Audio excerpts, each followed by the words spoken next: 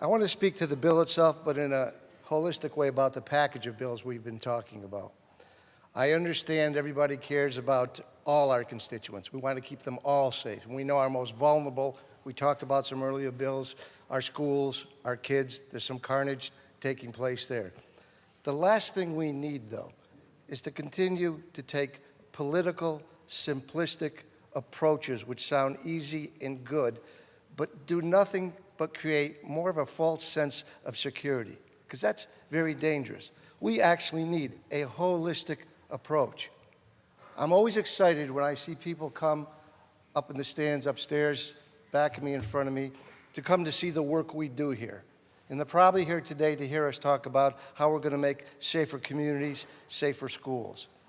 What this particular bill does, it allows any one of us in this room and our neighbor next to us, or the house you live in and the neighbor next to you, to go to the Supreme Court, flag you or flag their neighbor, and then take their guns away and do this.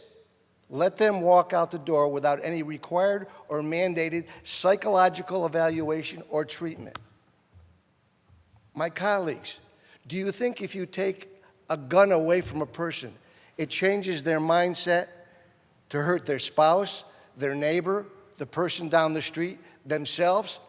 They can get another gun. They can get it from their cousin. They could do what the tragic boy did by getting one from his father, who didn't have it protected away from his son, and go out and create carnage. To the guests who came and visited today, I hope you feel safe and comfortable in this room. I've often thought about that. I do feel safe and comfortable in this room. I do feel safe at the seat of government, our representative democracy. You know why? It was because of that amendment we gave with that package of bills that we presented to you last year that many of you voted for, but beat up like crazy before, after you beat it up, you all voted for it.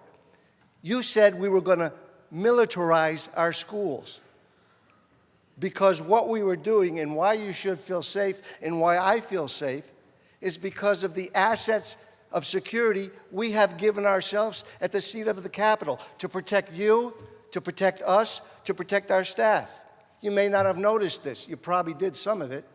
When you walked in, you went through metal detectors. But after you walked through the metal detectors, what did you see? Wonderful, courageous, uniformed state troopers with some large guns, some of them, and some other guns on their hips. Nobody in this room has ever stood up, and I will wait for you today, before you leave, to stand up in public and say, because we have those armed, professional, courageous individuals who serve us and protect us every day, we have militarized the capital of New York. We're less safer. Those constituents are less safer. You're less safer. We're all less safer because we brought guns into the Capitol. Let's go further. As you walk down the halls, you saw video cameras. There's video cameras in here. There's video cameras in the conference rooms. We have emergency messaging here. We have paid for partially, to a great extent, by the taxpayers, health care, which provides us, our staff, and others psychological evaluation and treatment if we think they may hurt themselves or may hurt us. Those amendments we brought out last year, when we brought them out, had the funding in the same exact resources you protect, you've put in place, you support.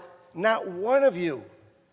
I'll wait today, I'll wait, and I hope I don't hear those crickets again, to have you stand up and say, I don't need those guys down there with those guns protecting me, my constituents who visit, or our staff. That's dangerous. That's more guns. I like what Mr. Lanza said. We need the right guns in appropriate places. If they're the right guns in appropriate places, if they're the right metal detectors, if they're the right video cameras, if it's the right medical and psychological care for people who want to hurt us here, our staff, why isn't it right for the kids in the schools, in our schools? Why is it militarizing schools if it keeps us safe? You keep saying that. And that's why I used a term which kind of had smoke coming out of your heads. And it's kind of hypocritical. It's kind of hypocritical to provide all those assets for us here, our staff, the constituents that come, and I get a lot of schools who come and visit. I love to have them come. Ask good questions. You know what the number one question is? What's your job, Senator Tedisco? And I've boiled it down to something very simple. To keep you safe and the 19.5 million people safe and help remove the obstacles that may be before you to help you be everything you can be with the God-given talents you've been given. If our future is our kids in our schools, their education is their future. If they don't feel safe, if they don't feel comfortable, I feel safe, I feel comfortable, and apparently you do because there's armed guards in the halls protecting us, our staff and the people who come. Why shouldn't we give those to our schools and our kids? If it's good enough for us, it's good enough for the parents who vote for us to help protect their kids. And that's why a simplistic political approach is very dangerous. A holistic approach, the approach we gave last year, the amendment we gave this year, the ones you actually voted for last year after you beat it up and said, guns are a menace, they militarize. Apparently, they just keep us safe here. They don't militarize us. Mr. Speaker, or excuse me, 34 years in the Assembly. Mr. President, I'm going to be voting no.